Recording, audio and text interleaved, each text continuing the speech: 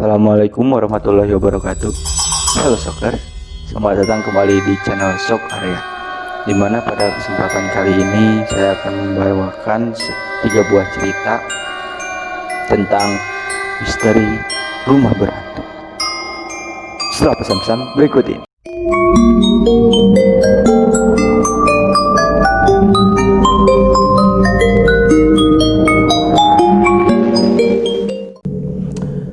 Cerita pertama yaitu cerita tentang rumah Louisiana. Rumah Louisiana terletak di Amerika Serikat, tepatnya di Louisiana. Pada tahun 1930, rumah ini dikenal menyeramkan. Akibatnya tidak ada seorang pun yang berani menempati meski tidak perlu mengeluarkan sepeser pun uang untuk membelinya. Salah satu mantan penghuni dari rumah tersebut dihantui oleh nenek buyutnya. Konon sang nenek sering mengaduk masakan yang ditinggalkan di dapur dan memindahkan panci-panci di rumah. Sylvia McLean, salah satu agen perumahan dan co-owner McLean Investment, membagikan foto rumah itu di Facebook untuk memikat calon pembeli. Akan tetapi, upayanya tersebut sia-sia dan terhambat oleh banyak komentar warganet tentang cerita-cerita horor yang pernah mereka alami di sekitar rumah itu. Sylvia mengaku pernah mendengar cerita-cerita rumah itu dihantui oleh seorang wanita tua, bahkan mantan pemilik rumah tersebut sampai mengundang pemburu hantu untuk mengusirnya. Ex penghuni Down Valley The Cloud mengklaim rumah itu ditempati oleh seorang nenek buyutnya yang bernama Adele, A-D-E-L-E, seorang wanita yang hidup sampai sekitar umur 90 tahunan dan dikenal suka mengerjakan urusan di dapur. Daun dan keluarganya pindah di tahun 1980. Mengatakan, "Kami percaya Adele adalah hantunya, tapi dia tidak membahayakan sama sekali. Posturnya sekitar 190 cm dengan berat 45 kg. Dia hidup sampai hampir 90 tahun dan dia selalu membereskan panci.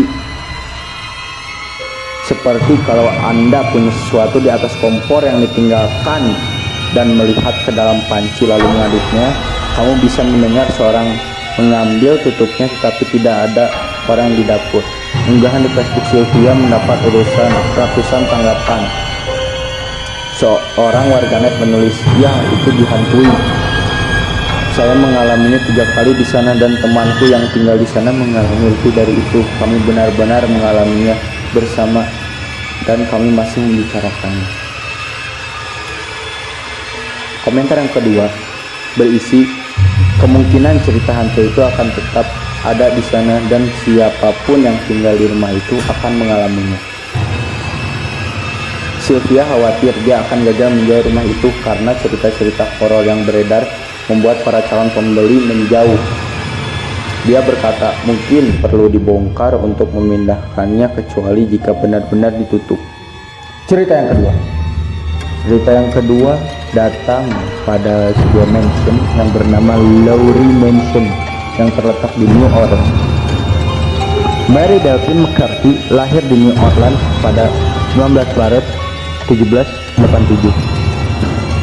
Ayahnya bernama Louis Barthélemy de McCarthy dan ibunya bernama Mary Jane L. Arable. Nanti ditulislah di situ. Nama Lowry sendiri merupakan nama belakang dari suaminya, sehingga banyak orang yang menyebutnya dengan Madam Lowry. Dia adalah seorang sosialita kaya raya yang memiliki banyak budak. Jumlah budak yang dimilikinya dikabarkan hampir 100 orang. Pada tahun 1831, Madam Lowry membeli sebuah rumah besar di 1140 Royal Street di French Quarter, New Orleans. Seperti banyaknya sosialitas saat itu, ia memelihara banyak budak di rumahnya. Pada awalnya, warga sekitar sempat merasa kagum dengan sikap Madame Laurie yang memperlakukan budak-budaknya dengan sangat baik dan penuh perhatian. Tapi, ada sebuah rumor yang mengatakan bahwa perlakuan baiknya tersebut hanya sebuah pencitraan belaka. Kekejaman Madame Laurie. Pada suatu hari, Madame Laurie mengikat koki pribadinya di kompor dengan rantai besi.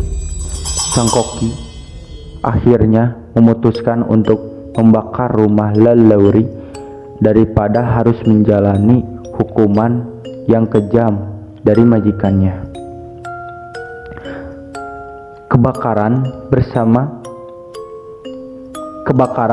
besar pun terjadi.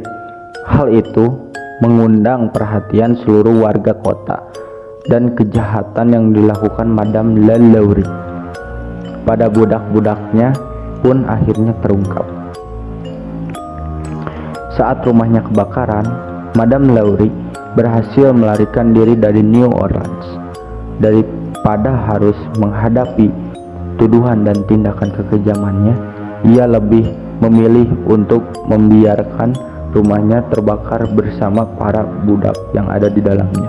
Para warga setempat berusaha untuk menyelamatkan budak-budak yang masih ada di dalam rumah, tetapi pintu-pintu di dalamnya ternyata terkunci, sehingga mereka harus mendobrak pintu-pintu itu. Setelah para budak berhasil dibebaskan dari rumah yang terbakar itu, hampir seluruh warga kota yang marah menggeledah rumah, menghancurkan jendela dan merobohkan pintu sampai hampir tak ada yang tersisa. Hal yang sangat mengerikan adalah ditemukannya mayat para budak dalam keadaan yang sangat mengenaskan, seperti ditemukannya mayat seorang wanita yang tulangnya patah hingga menyerupai kepiting, wanita yang terbungkus usus manusia, wanita yang tangannya telah diamputasi dan kulitnya dikupas dalam pola melingkar yang membuatnya berbentuk seperti ulat, dan masih banyak lagi. Mayat lain juga ditemukan di atas loteng rumah di mana mayat-mayat para budak tersebut telah dimutilasi dan tak dapat dikenali. Organ tubuh mereka juga tidak semuanya utuh, bahkan ada yang sudah berceceran. Hal ini membuat Madame La Laurie disebut sebagai salah satu wanita yang brutal dan kejam dalam sejarah. Dan cerita menjadi rumah hantu. Setelah kebakaran besar yang melanda rumah Madame La Laurie, lalu direnovasi dan diubah menjadi sebuah rumah baru yang disewakan. Para mantan penghuni mengeluh bahwa mereka sering melihat penampakan hantu yang wujudnya sangat menakjubkan. Bukan menakjubkan, gimana sih ini yang nulis skrip? Bangsat. Yang benar tuh menakutkan. Bahkan ada juga yang mengaku melihat sosok hantu budak tanpa pakaian yang dirantai dan suka mengejar-ngejar orang dalam rumah tersebut.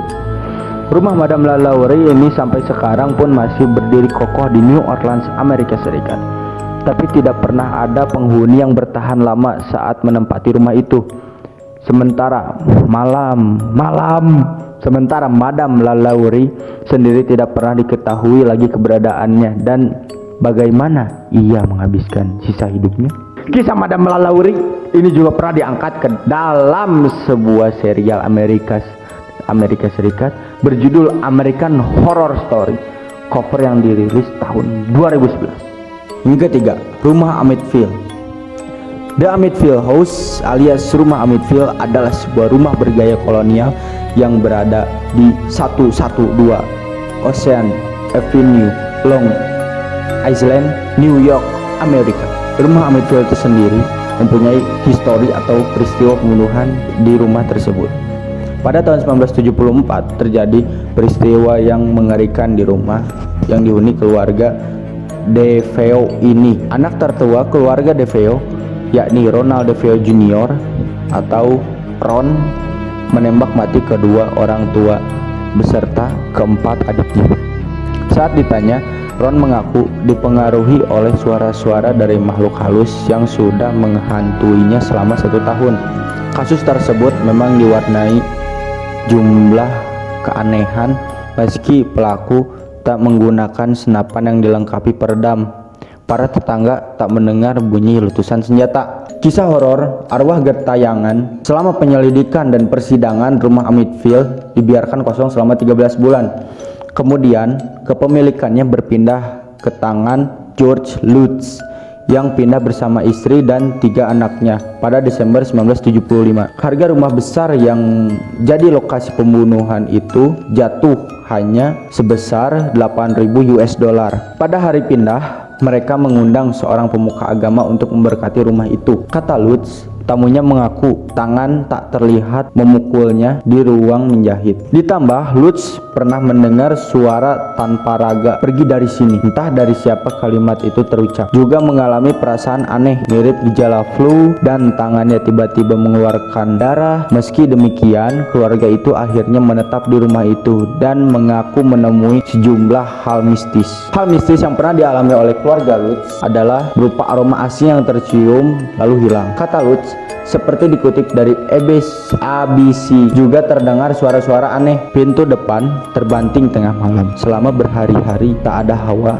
hangat di dalam rumah. Lutz sendiri mengaku membiarkan perapian tetap menyala agar rumah tak dingin. Namun alih-alih nyaman, dia justru mengaku menemukan zat misterius mirip lendir yang berjatuhan ke karpet saat terbangun di pagi hari. Suatu ketika, kata dia, istrinya tiba-tiba berubah menjadi perempuan yang wajah rambut dan kerutannya mirip nenek 90-an. Dan segala keanehan terjadi mulai pukul 3.15 pagi. Hampir tiap hari bertepatan dengan waktu diperkirakannya terjadi pembunuhan. Suatu malam, Lutz mengaku melihat tempat tidur anak-anak terangkat naik dan turun, namun ia tak berdaya melakukan apapun. Sang istri pun terlihat melayang di atas ranjang. Pagi harinya, setelah 28 hari tinggal di rumah Amitfield, Lutz dan keluarganya ngacir, meninggalkan pakaian di lemari dan kulkas penuh makanan. Pria itu yakin hal buruk akan terjadi jika ia tak buru-buru pergi. Aku tak sanggup membayangkan, kata Lutz. Pengalaman keluarga Lutz menarik perhatian banyak orang. 2 bulan setelah kepindahan, tiba-tiba reporter Laura Didio mengumpulkan sekelompok pemerhati supranatural untuk membuktikan klaim tersebut. Reporter Laura Didio mengumpulkan sekelompok pemerhati supranatural untuk membuktikan klaim tersebut.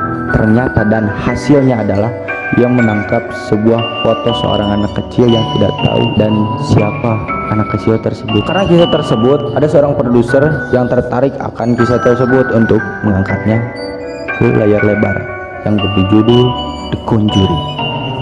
Untuk lebih jelasnya kalian nonton film The Conjuring, entah itu 1 ataupun 2, karena Conjuring ini nyisain tentang para penghuni rumah tersebut. Pokoknya nggak jauh-jauh lah, pasti nyambung. Ya, cukup sekian dari episode Shock Area kali ini. Pantengin terus Shock Area dan juga jangan lupa like, komen, dan subscribe. Oke? Assalamualaikum warahmatullahi wabarakatuh.